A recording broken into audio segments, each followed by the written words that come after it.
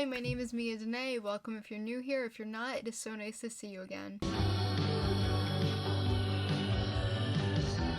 Okay, so today we're going to be talking about Season 3, Episode 9 of Yellowjackets, titled How the Story Ends. As always, I feel like this goes without saying, but I am going to be spoiling the whole episode pretty much, so if you haven't seen it yet, just add this to your watch later, come back later and watch it. If you don't care about being spoiled, then keep watching, or if you've already seen it, then let's go. Okay, one little thing is, in my recent Yellowjackets videos, I've been doing pretty in-depth recaps, kind of by accident. I never intended to be a recap YouTuber. I kind of just wanted to do, my commentary on the episode.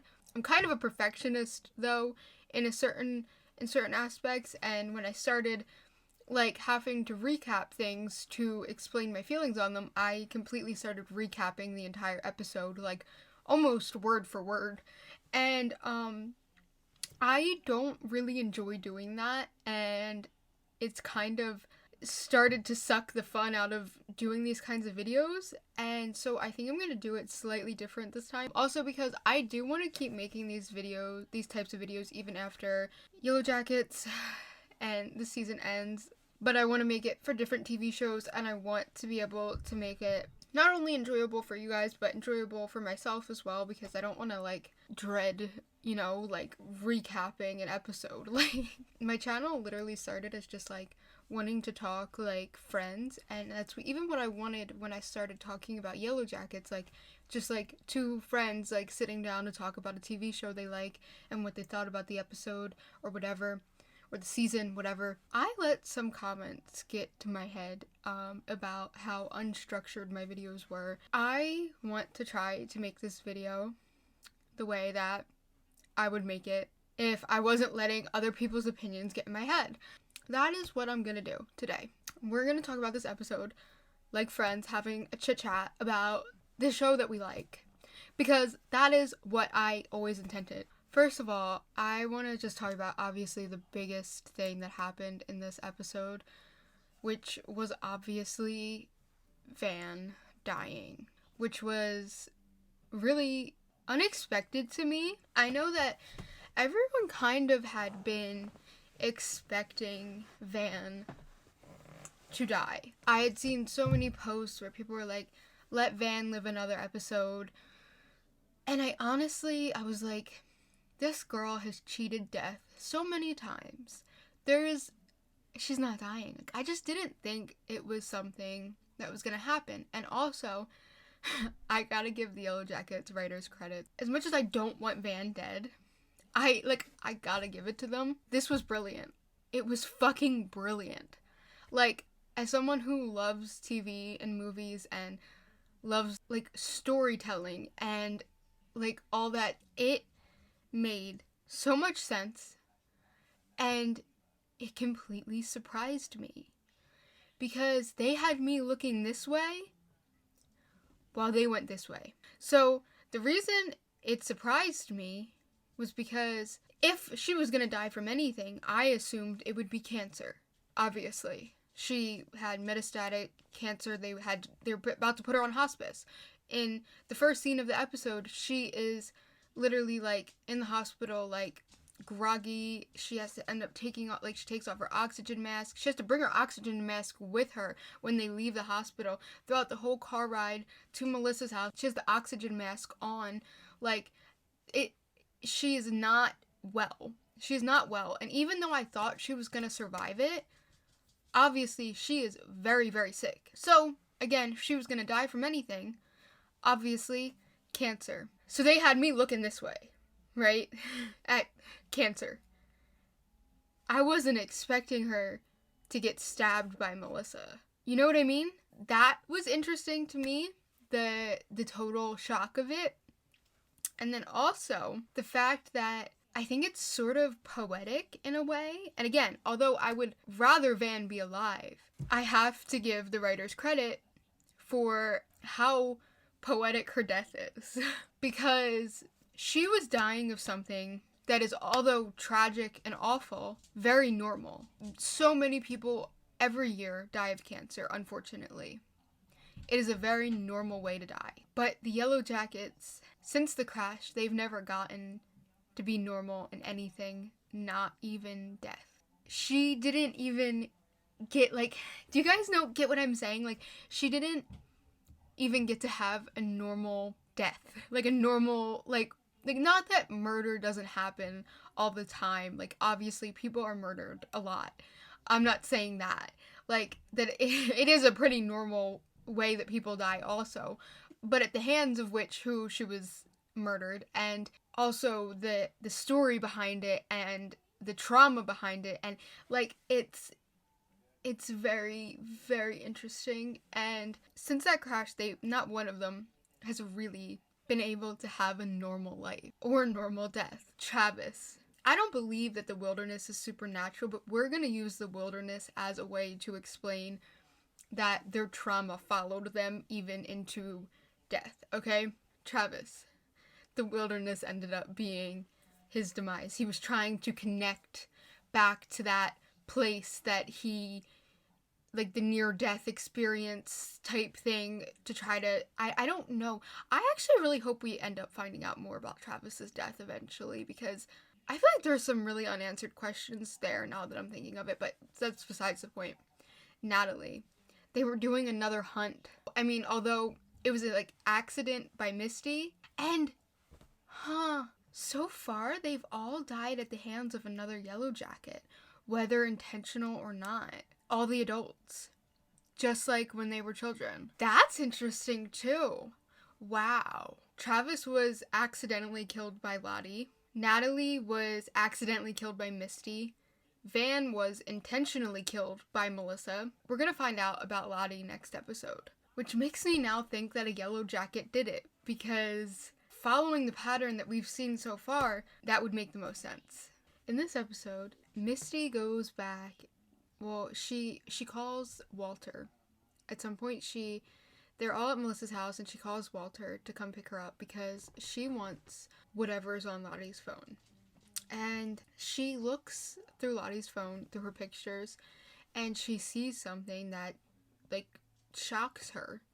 And she leaves Walter there. Like, she takes the phone and leaves. And I started to think, what if she saw a Yellowjacket, like a picture of Lottie with another Yellowjacket or something like that, that either Misty didn't know was alive or didn't know was in contact with anyone?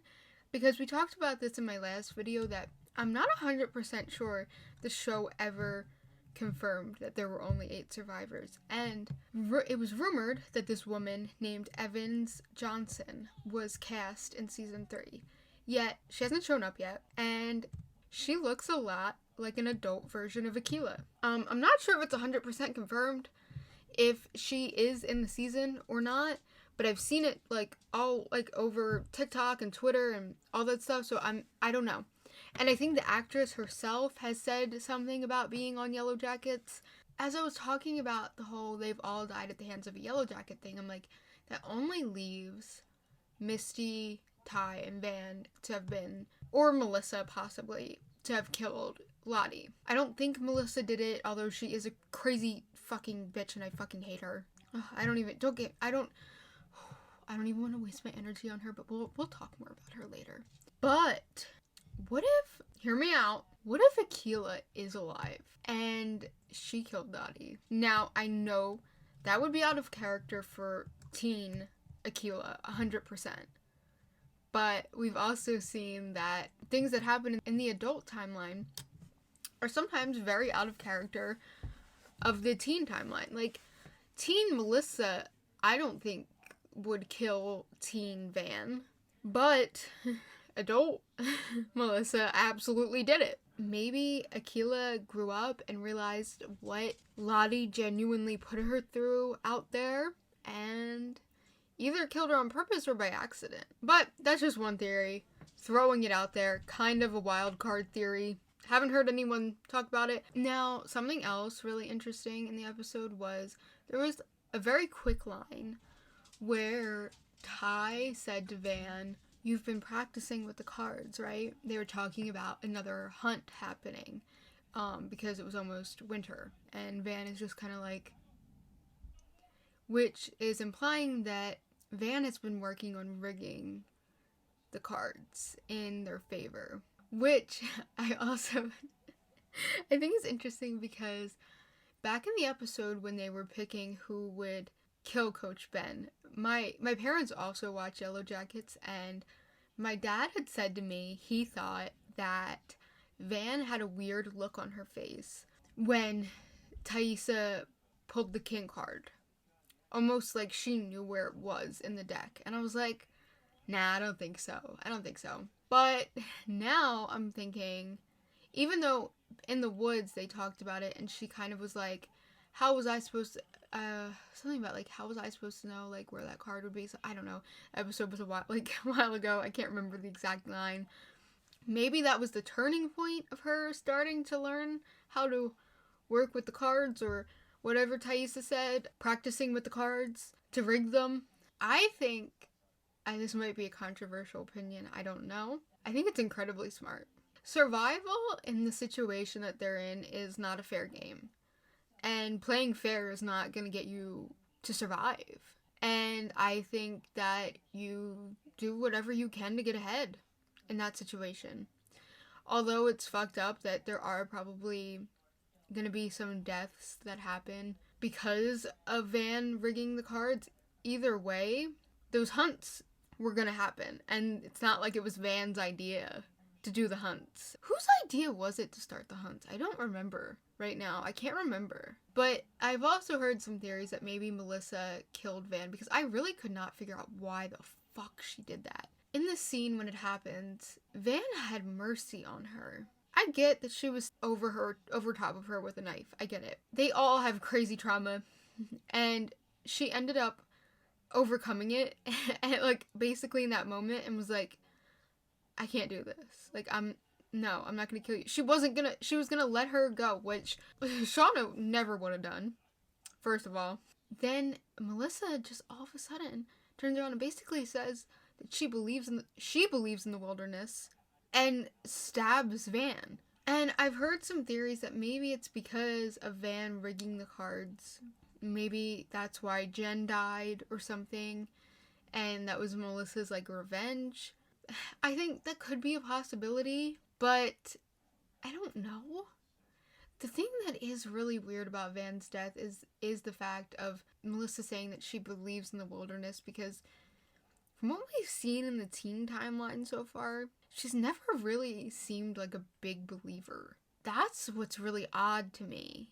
I'm like, is there maybe a shift that happens in their last few months there with her? Maybe she gets close to Lottie. I don't know. Another thing that happened in the teen timeline in this video that I've seen almost no one talking about is that, first of all, the pit is made. The pit. The pit from the pilot. Travis made it. Like, with the spikes and all that shit, like, Travis made it. And he brought Lottie out to it to try and kill her and make it look like an accident. I know so many of you hate Travis. I really feel like Travis, I deeply understand where he was coming from when he brought Lottie out there. Like, I talked about this in my last video, that he felt like he needed to believe in the wilderness because of what happened to Javi. He was never a believer before, but I think that after what happened to him, to his brother, he needed to believe in something as a reason for why it happened. Lottie kind of exploited that already kind of like hurt him in a way, and then her messing up their rescue, in his eyes, it was her fault. And I get why he felt like it was completely her fault, even though it was not just her, it was Shauna and Ty as well. I get why he felt like why he blamed Lottie, because he's like, there's been this tension brewing, basically. So the scene though plays out that Lottie basically walks onto where he covered up the pit. She knows, and walks back off of it. Like, she doesn't fall through. And at first I was very confused by that scene. There's another scene where it's like, is the wilderness real for a second? Until I realized that she walked on it so lightly and barely at all. Like, she barely stepped onto it, and so lightly at that, that I think that that's the reason she didn't fall through. And kind of made it like a Jesus walking on water type of situation. Like, that's how she tried to like that's the way she looked at Travis, in my opinion. Like, you know what I mean? And Travis was absolutely like dumbfounded when she walked back off. But he's a kid. He probably did not put together that she did not walk hard enough onto it or far enough. It needed more force to break. I don't like hate Lottie or anything. I'm not her biggest fan, but I think her character is very interesting. So I don't like hate her. She does piss me off sometimes, but all the characters do at times. I do understand why he wanted to kill her, and I don't really blame him. I'm sorry to say it, but I don't. I'm not saying he should have done it, but I'm also just saying I don't really blame him for wanting to. Also, this episode, Callie and Jeff had like a big like bonding moment where Callie kind of confided in him that basically she feels like Shauna is crazy, and he kind of admitted to her that their marriage is complicated. I do think, I already said this before, but I do think they may be on the verge of leaving Shauna. I think that's what Callie wants. And although I think Jeff does love Shauna, I do think that ultimately he loves his daughter more. He honestly should have had her out of that situation a long time ago when she killed Adam. He's not a perfect guy or parent. I do think that he's starting to, not even starting to realize, I think he's realized that the way that Shauna is has really affected Callie in a negative way, and himself, and I don't know where that's gonna go. I guess we'll see. Also, it was pretty funny. They smoked weed together, and it was just a funny scene until they got into like the real serious stuff about Shauna, but before that it was pretty funny. And then in the teen timeline, there were two pretty important scenes with Melissa that, oh my god, almost had me liking Melissa, which you guys know is insane, before the van stabbing scene that happened like 2 seconds later. And then I was right back to hating that fucking bitch. But they almost had me liking her for a second. And there's two scenes where her talking to Hannah, who was tied up in the like animal pen. Melissa's talking to Hannah in the like animal pen, and at this point she is still on Team Shauna. She starts having this like very deep conversation with Hannah, but in this conversation, Hannah does tell her that she has a 10-year-old daughter. Okay, and like everyone kind of keeps like acting like I'm crazy for thinking this, but so she tells 18-year-old Melissa that she has a 10-year-old daughter, right? And when they get rescued, Melissa is presumably like 18, and she apparently fakes her death very shortly after they got home and starts stalking Alex like right away after that. I was right, I think at least, that she has been stalking Alex since she was a literal child. Like, in my opinion, is fucking weird. I think it is weird as shit. I don't know how you could find it normal stalking a girl from the time she was a child to an adult and then marrying her. No matter, even if their age difference is only 8 years, she was a grown-up when she was first stalking her, and that is weird. That is fucking weird. And the second really important scene that happened in the teen timeline with Melissa was between her and Shauna. Her and Shauna get into this fight, and Melissa storms out of their little hut, and basically Shauna is being so fucking mean to her, like cruel, and everyone is seeing it, like everyone's hearing it. And at one point Melissa's like, why can't you just be a nice person? And Shauna's like, you're nothing. And Melissa looks around at everyone and she's like, you guys are right, she's nuts. And she like turns her back and Shauna points the rifle at her. And then Melissa turns back around and she's like, I fucking dare you. And I don't think Shauna actually knows how to shoot a gun. But she shoots it. And it just misses Melissa. Like, it puts a hole in her jacket. Like, it doesn't even graze her, but like it puts a hole in her jacket. And Melissa pisses her pants. I didn't even notice that, like, at first. Which Van actually helps her clean up. How are you gonna kill the person who helped you clean up your pissy pants? That's fucking crazy. Wild. Maybe because she didn't want anyone to know about her pissy pants. It's probably why. That's my new theory. Melissa didn't want her wife to find out that she pissed her pants at the ripe age of 18 years old. So then also, some of the girls are making a plan to leave, which is, I think, like, Natalie, Mari, Jen, someone else. They bring Hannah out to the woods to go to the bathroom and give her a knife so that she can cut herself and Cody free in the middle of the night, and they can all leave. Once Shauna shoots Melissa, Melissa tells Jen she wants in on the plan. And so it's like late at night and they're all like waiting for this to happen, right? And Hannah finally cuts herself and Cody free. And somehow Shauna knows that something is up. I don't know how. She just knows. Like, she's known something was up from the beginning, but she knows something is going on, like, right then.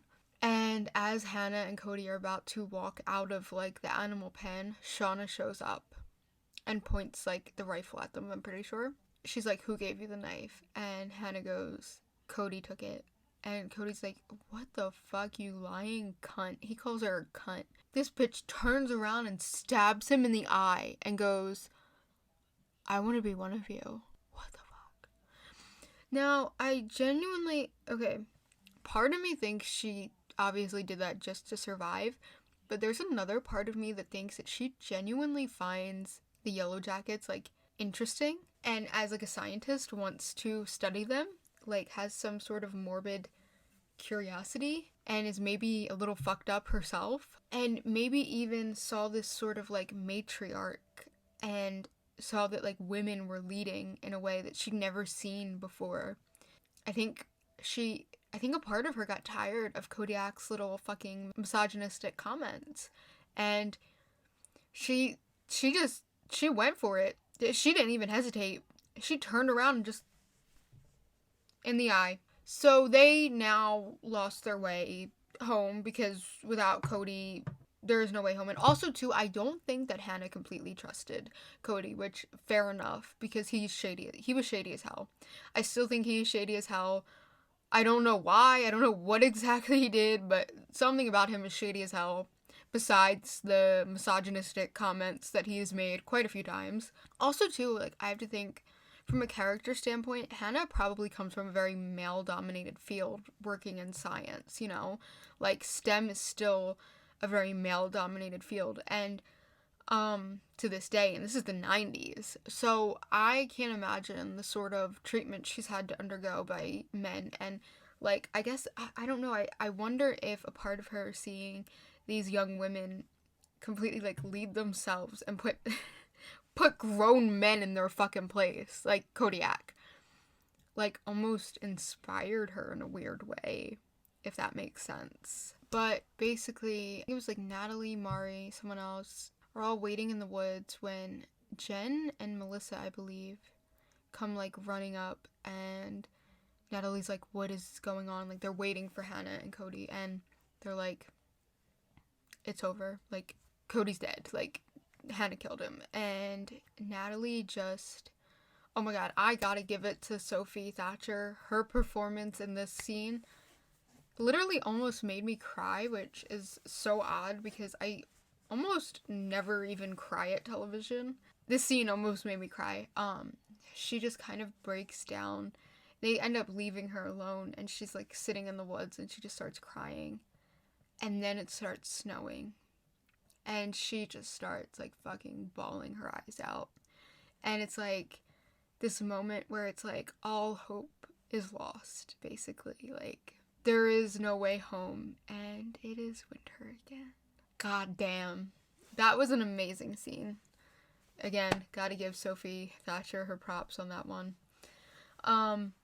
But during the scene, though, I forgot about this. I almost forgot about this. It was such a jam-packed episode that I, like, almost forget about things. Natalie sees Misty out walking in the woods, and she decides, like, when she's done crying, to follow her. And Misty has been the whole episode working on the satellite phone, trying to fix it. Because she saw that Van had the satellite phone hidden somewhere, right? She went to go check it out, and she's been trying to fix it now. She goes deep into the woods somewhere and pulls out the transmitter, I believe that's what it's called, right? The transmitter from the plane from underneath a tree, and finds a little satellite thingy in it, like, that could work for the sat phone. And Natalie's behind her and goes, "Is that the fucking transmitter?" And Misty, like, looks back, and I'm like, oh, if I didn't know that Natalie survived the wilderness at least, I would have been scared to death for her in that moment, because the last person that found out about that fucking transmitter, Kristen, whatever, was a goner. So I don't know how Misty spins this, or how she's gonna spin this to Natalie, but girl, not looking too good for you right now. Also, the last episode ended with Shauna taking a bite out of Melissa and holding it over her and being like, "Eat it," and she does in fact eat it. Kind of crazy and weird and gross. And then Melissa does escape, and Van, Thaisa, and Misty find her on the side of the road because she ran out of gas, and make her get in the car with them. And she's like, "Shauna's fucking crazy." Like, they're like, "No, like, you're coming with us. Like, we're going to get Shauna."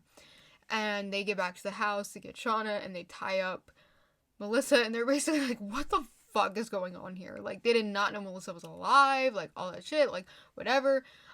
Melissa had told them, like, basically, like, Shauna made me eat a piece of my arm, like, and they're just kind of like, okay, we don't care, like, we're going to get Shauna. And then they have Melissa tied up, and Misty admits to Shauna at one point that she was the one who locked her in the freezer. Which is funny as hell. She's been gaslighting Shauna for, like, I don't know how long now. But Misty decides to leave after that, and, like, she gets, like, an Uber and just leaves, and then that's when she goes to find Walter or whatever. Van goes outside, and while she's outside, Melissa closes the top of the fireplace. So basically, she floods the house with carbon monoxide. And when Van walks back in, Thaisa's passed out. She gets Thaisa out, and when she wakes up, she's normal Thai again. Like, for the first time in, like, God knows how long. We don't even know. And Van is so happy, and she's like, "I love you so much. I gotta go get Shauna. I'll be right back." She goes and pulls Shauna out, and then goes back for Melissa. And she was gonna kill Melissa as a sacrifice for the wilderness. Oh God, I don't want to cry. She decides she can't do it. And then she sits down, and Melissa acts like all, like, caring, and then takes Van's own hands and shoves the knife into her stomach or heart or something. I don't know the exact place.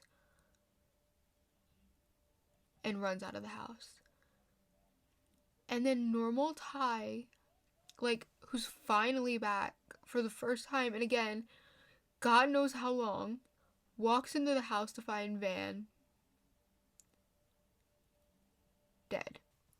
Like, I know we already talked about her death, but, like, to just, like, talk about the whole entire scene that happened, I don't even think I cried when I watched it, but, like, recounting it is, like, that was gut-wrenching. Like, although I said before, like, from a writing standpoint, I think it's sort of genius, it's still fucking gut-wrenchingly sad. She only had Ty back. She only got to see, like, normal Ty for, like, 2 seconds. It's fucked up, man. It's really fucked up. I hate Melissa. I fucking hate her. God, I hate her. And I am praying that Thaisa and Shauna and maybe Misty go and hunt that bitch down and torture her. I mean, like, I want them to sit her down in front of Alex and tell Alex exactly who the fuck she is, everything she did. And then I want them to kill her. They don't have to do that in front of Alex, but I want her to know first that Alex knows everything and see the look of shock and sadness on her wife's face and absolute disgust before she dies. Even though, honestly, Alex doesn't deserve that shit, Melissa does, though. Unfortunately, though, I heard that Hilary Swank might be being promoted to a series regular next season. How fun is that? I'm gonna kill myself. Sorry, Hilary Swank. It's not your fault that Melissa is a cunt, but like, I know you need a job and everything, but fuck! I want your character to die. Brutally, too. Brutally. Okay, guys, I think we're gonna wrap things up here. I know that we did things differently today, but honestly, I enjoyed filming it so much more than I have lately, and I really hope that you guys enjoy it as much as I did. Just kind of getting to talk more in depth about the things that stood out to me and in the order in which they stood out to me. And yeah, I really hope you guys enjoyed it. We do only have one episode of Yellowjackets left for this season, and so I am really wondering, what kind of content would you guys want after the season ends? I've wanted to maybe branch out and do more shows. I would love to know, like, what shows you guys would possibly want to see. I've considered maybe The Last of Us. I think season 2 is about to start very soon. But yeah, please let me know. I might still make, after the season ends, I might still make a few more videos about Yellowjackets. I might rewatch the show or just talk about what I think is going to happen in season 4 and whatnot. Otherwise, like, different content to do with TV shows. Please let me know what you guys would want to see. If you did enjoy the video, please like, comment, and subscribe. I will see you guys next time. Bye.